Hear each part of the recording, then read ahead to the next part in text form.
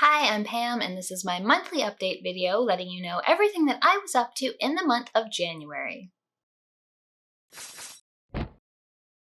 Hey everyone!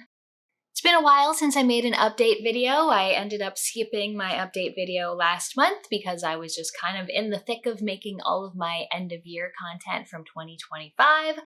That is now all out. If you've missed any of it, I put out a Disappointing Games of 2025, a Metroidvanias of 2025, where I talked about all the Metroidvanias I played, the Best Games of the Year, which was a top 10 plus I believe 4 honorable mentions, and then just to top it all off, I had done a Twitch stream where I ranked and talked about every single 2025 game I played. I think there was something like 58 of them, and I edited that into a video, so that's up as well if you want any thoughts on basically any game that came out last year that I played. As usual, there have been new episodes of Point and Drink Adventure. Michelle and I put out our Happy New Year episode, which ended up being quite long. It was almost 2 hours. We drank a lot of sparkling wine and talked about a lot of movies and games that we were playing.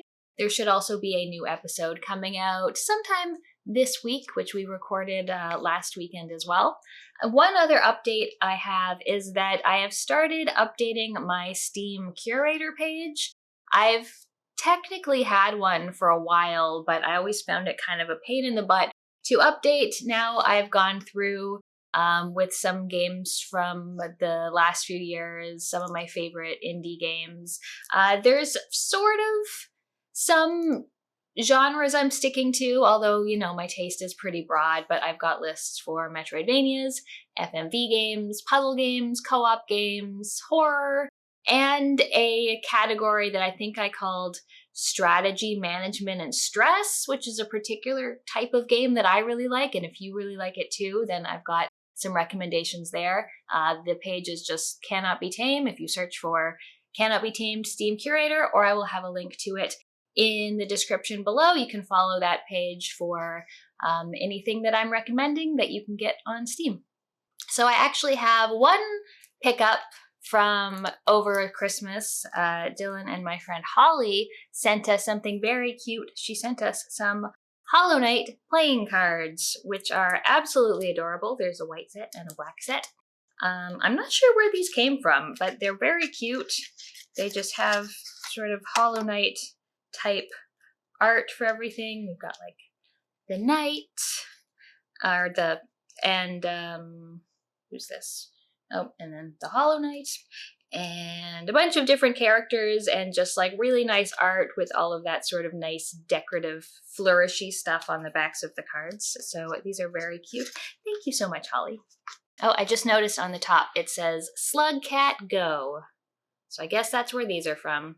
Slugcat, isn't that the Rain World character? Or am I just making things up? So because I didn't make an update video last month, I have a ton of games to talk about in terms of everything that I've beat in the last few months. The first game is Galaxy Princess Zorana, and this is available, I think, on PC only. It's by Hanako Games, and it came out in 2025. This is a follow-up to Long Live the Queen, which is a game I really, really liked. These are a class of games I kind of think of as spreadsheet games. They combine visual novel with character management and stat increases. So you play a princess, her father, the emperor, has died, maybe, possibly, and so she has to get ready to become the new Galaxy Empress, and every week you have to meet with people to try to get them to vote for you in the upcoming election so that you can officially be the Empress, and you have to train in various skills, of which there are so many, like swords and spaceships and military history and empathy and just tons of skills. As you're going through this visual novel, you're constantly seeing skill checks go off, seeing if you are succeeding at whatever you're trying. There are many ways to die. Everyone's out to get you. If you don't have the skills you need, you can die very quickly and very easily. I found this game a little more complicated than Long Live the Queen. It seemed like there was like way more stuff that they'd expected you to keep track of on your own without really putting anything in game. Like they'd say, like, oh, there's this event on this day on this planet, and then they just expect you to, I don't know, write it down or something rather than just put a little thing on screen for you to keep track of it. Also, like, what advisors are good at advising on certain things. It's kind of a bit more trial and error-y than I would like it to be. That said, I still really enjoyed the game. I ended up playing through it a few times to get the various endings, so it wasn't quite up there with Long Live the Queen for me, but I still liked it. The next game I played is Sworn. I played this on Xbox with my Wednesday co-op group. This is by Windwalk Games, and it came out in 2025. And this game is really a Hades knockoff. It is a roguelike, top-down action game. Rather than Greek gods, you're dealing with Arthurian legend. But it's the very similar premise. You have a base, you level up stuff with the various currencies you get out in the dungeon, and then out in the dungeon, you go through various places, fighting bosses, fighting enemies, picking a different boon from a different character every time you move to a different chamber. And I thought it was good. Like, I thought the gameplay was quite fun. The writing, voice acting, music is like definitely not on Hades level, but also I liked that it was a game that I could just kind of play through, get to the ending, and then I didn't feel the need to play it anymore like I did with Hades. With Sworn, the four of us went through the game. Once we beat Arthur for the first time, we're like, okay, happy to move on now and call that a beat. So we had a good time with it. It is pretty crazy in 4-player. Like, I played a few runs on my own, and it's funny going through on your own and there's like 2 enemies in a chamber, and then you go in with 4 and there's just bullets flying everywhere. But I really enjoyed it. I enjoyed all the different weapons, the various characters that you could use, and yeah, I had a lot of fun with Sworn. If you're looking for another one of those action roguelikes, I think it's pretty strong. Dispatch is another game that came out at the end of 2025. This is by Ad Hoc Studios, and I played this on PC. It is a very Telltale-inspired game. In fact, I think some of the devs are previous Telltale employees. So you're going to be doing a lot of watching and a little bit of playing.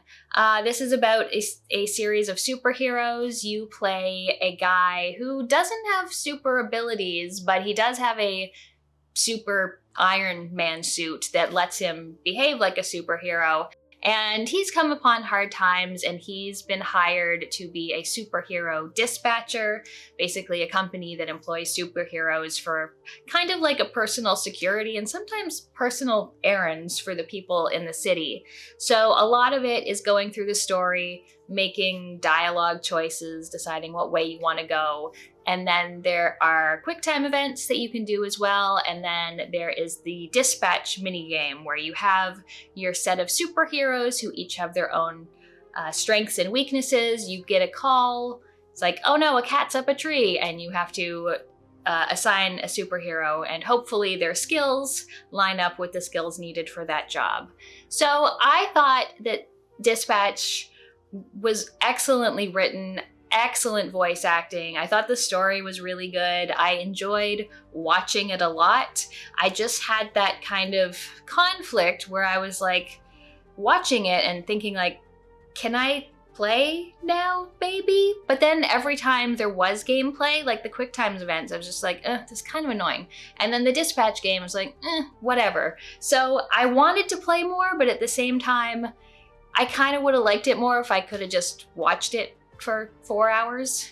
So yeah, it's very well written, very well performed. I got tired of the Telltale sort of formula many years ago, and I think it did a fair bit to sort of spice it up and make it more interesting. A lot of it has to do with the writing, but it's still just like a kind of genre of game that I'm a little bit on. So yeah, depending on what you think. I mean, the internet loves this game, so I think if you like that kind of stuff, you will absolutely like it as well. But yeah, Dispatch, excellently written game, really good performances, really good art and animation, and gameplay that was sometimes there. Another game I played from 2025 is called A Game About Digging a Hole, and this is by Double B. It came out in 2025. I played this on Xbox. It was on Game Pass. I definitely would not have played this if I had to buy it. I was interested in this because Jacob Geller made an entire video about digging holes, which is an excellent video. When it comes to this game, I played through the whole thing, and I wasn't really sure why I played through the whole thing once I got to the end. It is literally a game about digging a hole. You buy a house, apparently there's treasure in the backyard, and you dig, and you dig, and you dig, and you dig, and you get some minerals, and you sell them, and then you can like upgrade your shovel, or buy dynamite, or buy lights for when you get like super deep down and things are starting to get dark. And it's, you know, kind of like one of those waiting clicker games. Dig, dig, dig, sell, sell, buy, buy, dig, dig, dig, sell, buy, dig, dig. So yeah, it was interesting enough that I played it for 3 hours and I completed it. I can't say that I would do it again. So yeah, I don't know. It's a strange game. You might like it if you want something mindless and you can listen to a podcast or an audiobook, but strange game. The next one I played is called Dark Queen of Mortholme. This is another 2025 game. This is by Mosu, and it is out on PC. This is a little bite-sized game where you're basically playing a Dark Souls boss, and the hero runs into the rooms like, haha, I'm here to defeat you, and you basically crush him, just splatter him on the pavement. And then have to sort of clean up after him. But then, not too long later, he comes right back in again, trying to kill you again. And every time he comes in, he's gotten a little stronger, whereas you generally stay the same, although your powers are revealed as they need to be. But it's basically a dialogue between these two characters about fate and destiny and trying things over and over again, about accepting your lot in life or trying to better yourself. And it's a pretty interesting conversation, I thought, with gameplay that I could have taken or left. The pixel art is really good. The writing's really good. It's a very interesting game, especially if you like those kind of Souls games and like just bashing your head against something over and over and trying to improve and doing the same thing. It's a very interesting conversation as a game. All right, last two things that I'm not going to completely talk about here. Strange Jigsaws by Fleb, which is on PC, and Mandragora Whispers of the Witch Tree by Primal Game Studios. Both of those are things that I finished in December, although both of those are also things I talked about a lot. So I've talked about both of them in the video where I talked about all the 2025 games. Mandragora is in my top 10 and my Metroidvanias video. Strange Jigsaws is in my top 10. So if you would like to know more about those games, please go watch one of those videos. But finally, a game that did not come out in 2025, it came out in 2024. I played through Cat Quest 3 by the Gentle Bros. I played through this on Xbox in couch co-op. You might have seen last year, maybe, I did a little video on Cat Quest 2 and what a great co-op experience that was. And this is just the same. Another excellent experience. In this one, you are a pirate, so you've got a little pirate ship that you drive. You don't drive a boat, whatever, that you drive around the world, and you have a little ghost companion, and you're basically just going through little dungeons, doing some puzzles, doing some combat. Something different about Cat Quest 3 is that in addition to the mostly sort of top-down combat that you're usually doing, there's also occasionally little 2D segments, which I thought was really cute. But I just really love the puns in this game. I love how it handles your equipment in that every time you find the same piece of equipment, it just levels it up, so you're not dealing with a whole bunch of junk that's not going to be necessary later on in the game. There's all kinds of different spells and ranged weapons and wands and melee weapons and armor to choose from, so you can really tailor your build to what you want to do. There's little side quests, there's big bosses out in the ocean that you can fight either on your ship or draw them towards land. And yeah, I just think that these games are absolutely adorable, especially if you're playing co-op. They're just like a really good time, not overly challenging, and overall really funny. So I recommend Cat's Quest 3 to anyone looking for a chill good time. Another game I played is called Transference, and this one is by Ubisoft, and it came out in 2018. I was just going through Game Pass looking for something to play, and this one popped up. It called itself like a psychological escape room. I don't think the puzzles are quite escape roomy. It's more of one of those sort of horror-ish walking simulators. You're going through the world and strange things keep happening. You find items. There's some puzzle-ish things, but it's a lot of picking stuff up and turning it around and putting it back down again. And I think this might have been made for VR, possibly. Was VR a thing in 2018? I think it was. This game was fine. Like, it kept my attention till the end of the game. It wasn't very long, like 3 or 4 hours long. But it's also a genre that it's like, just okay for me. The story was pretty interesting, and I liked some of the visual things they were doing. But yeah, overall, I thought Transference was alright. Another game played through on co-op with Michelle and Brisenberger was Call of Duty Black Ops 7. We played this on Xbox because it was on Game Pass. Probably wouldn't have played it otherwise. Just came out last year, developed by Treyarch, and I think 8 other development studios as well. We played through the whole the campaign on co-op, and this is one of those games where it's fun because I like spending time with my friends. I actually thought that this was the worst Call of Duty campaign that I've played. It's just that it let you play in 4-player that made it worth playing. But, you know, it looks great. The guns are good. There's some cool abilities that you get from level to level. But overall, it really went in sort of an open world way with just tons of enemies coming at you from everywhere, which isn't where the game excels, I found. I've played a few of the campaigns before, and I find they're the best when they're more linear. Like, you have very clear objectives, you're going from point to point, you're seeing what they want you to see. Opening it up into a big world just makes it take longer while not really being any better. So yeah, I can't say I recommend Black Ops 7 unless you're looking for a 4-player game, and then it's all right. Next game I finished is called Kingdom 80s, and this is by Fury Studios. It came out in 2023, and I played this on PC. Dylan and I streamed this over the course of a couple nights over on Twitch.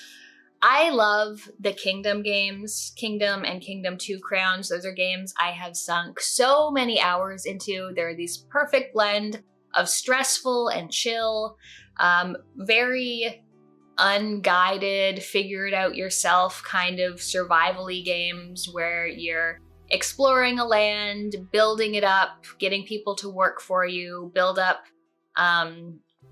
archers and turrets and walls, because every evening your kingdom is going to be attacked by the greed. We're going to come out of portals and try to take your crown. And I love these games. Kingdom 80s is the newest game in the series. I was happy to see that it had co-op. It basically takes an 80s setting, so it looks like E.T. or Stranger Things, you know, just a bunch of kids on bikes. This game is much more guided. Like, it has, I think, 5 acts, and each one has a goal, which they tell you at the beginning. It's like, oh, go get this truck so you can break through this fence, or make it to the mall. So it's much more of a guided experience in terms of what you're doing. you're still finding new and interesting things. Like you can find new bikes that have different abilities, or you can build up robots, and you can get new people to join you to ride around with you who each have their own skills and will help you in certain ways. I thought this was really fun. As I said, I love all the Kingdom games. It was nice. Dylan and I just played. We both took sort of one side to build up defenses and gather money and find children to do our labor for us. And it was really fun. Excellent pixel art as usual. A sort of nice synthy soundtrack. If you like something more guided as opposed to the more sandboxy method of the first two games, this is really good. I would still say I like Kingdom 2 Crowns is probably my favorite, but this was a nice, more concise, I think it took us around 5 or 6 hours to complete it, but it was nice to just have a goal, do it, have a goal, do it. And yeah, I love the Kingdom game, so I recommend Kingdom 80s as well. A brand new game I played, which I got a code for from the publisher, is called Confidential Killings, and this is by Brain. It came out in 2026, and I believe it's only on PC.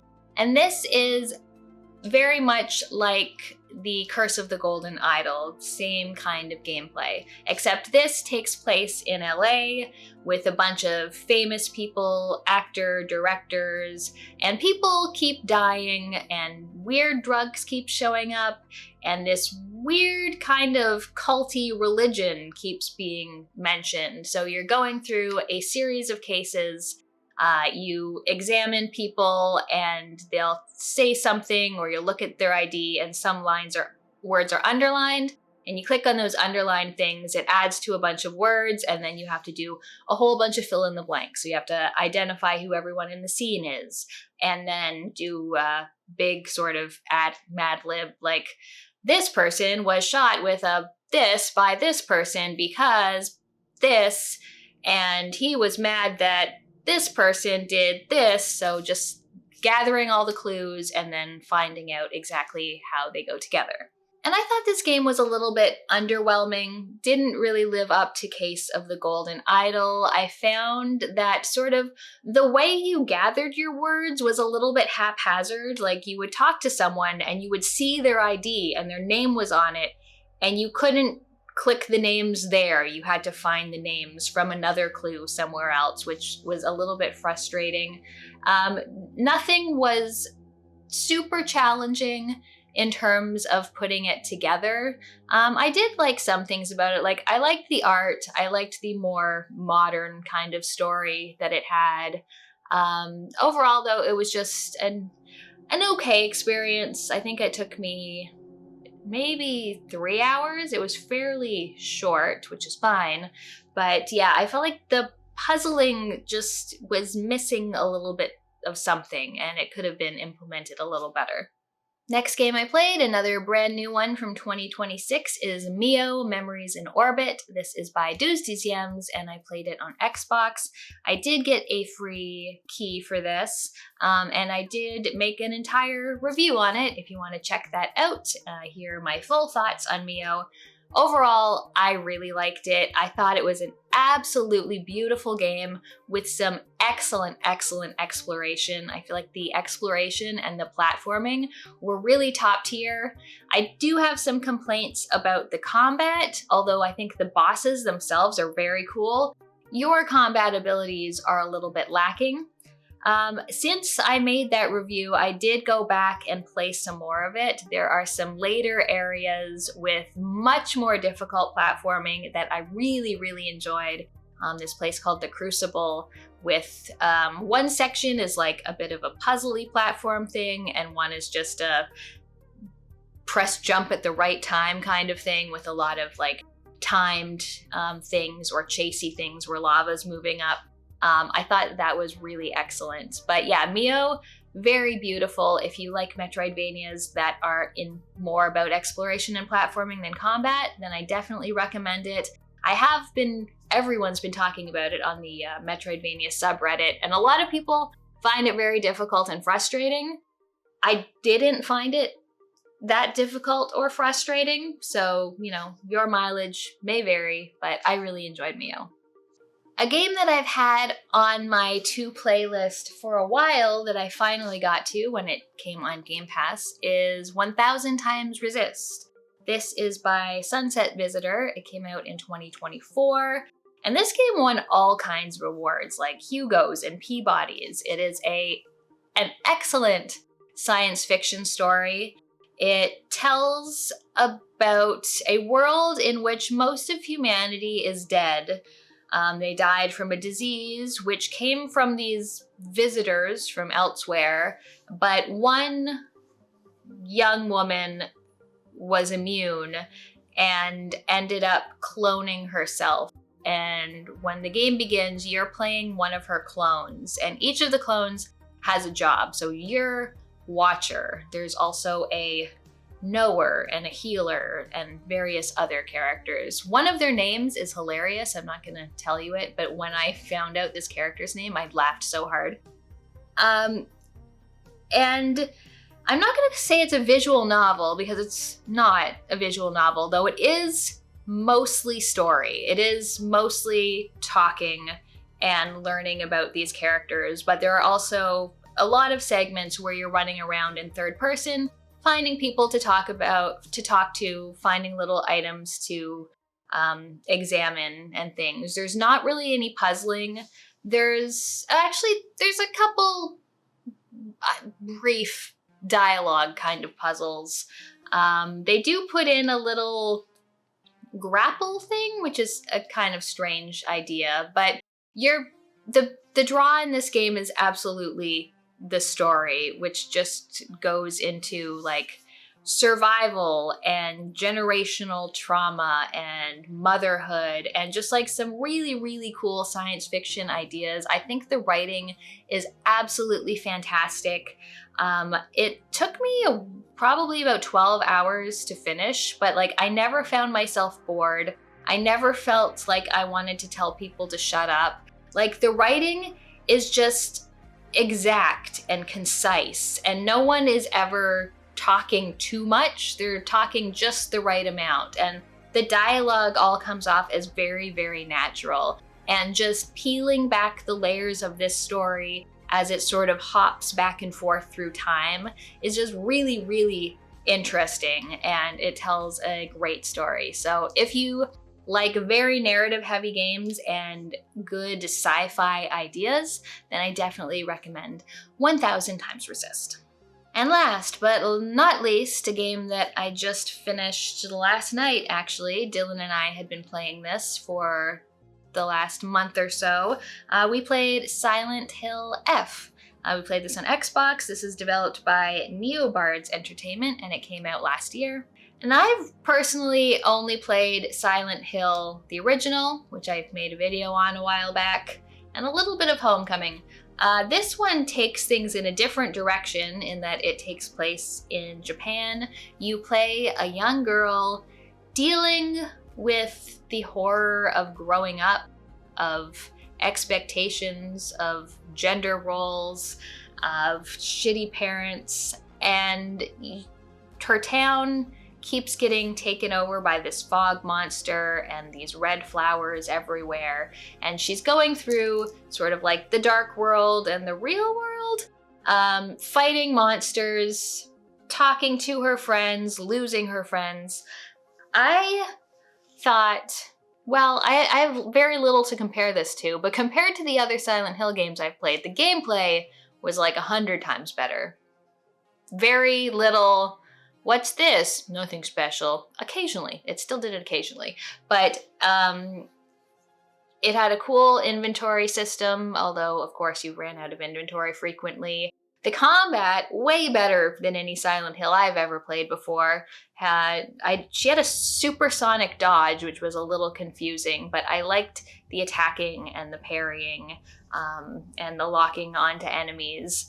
And it was very atmospheric. It had a very spooky enemies. The enemy design was absolutely fantastic. Like there were some pretty terrifying, horrific enemies in this game, and just the world design was absolutely beautiful. Just loved looking in every nook and cranny for new items, occasionally having an enemy jump out and stab me in the face. Had a lot of fun just passing the controller back and forth with Dylan on this one. I particularly like the boss fights in terms of combat, although there were very few actual boss fights. I felt like the story,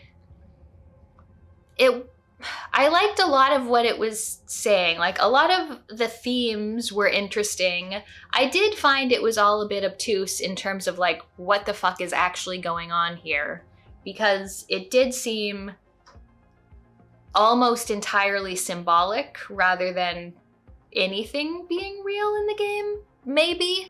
As with most Silent Hills, you are supposed to play this game multiple times in order to get more endings and find out what's really going on. I personally think that's bullshit, and I will not be doing that.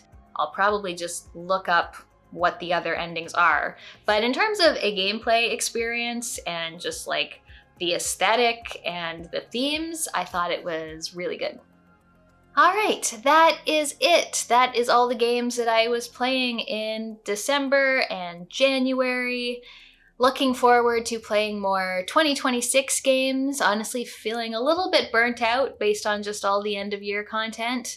And I do have some stuff planned for this month, a few games that came out that I do really want to talk about. We'll see when those videos happen. But leave me a comment, let me know what you've been playing recently, if you got any interesting pickups. Thanks so much for watching. I'll see you next time. If you haven't seen it yet, check out my top 10 of 2025 video or another of my videos. I have a Patreon, or you can become a channel member if you'd like to support the channel. Thanks for watching, and I'll see you next time.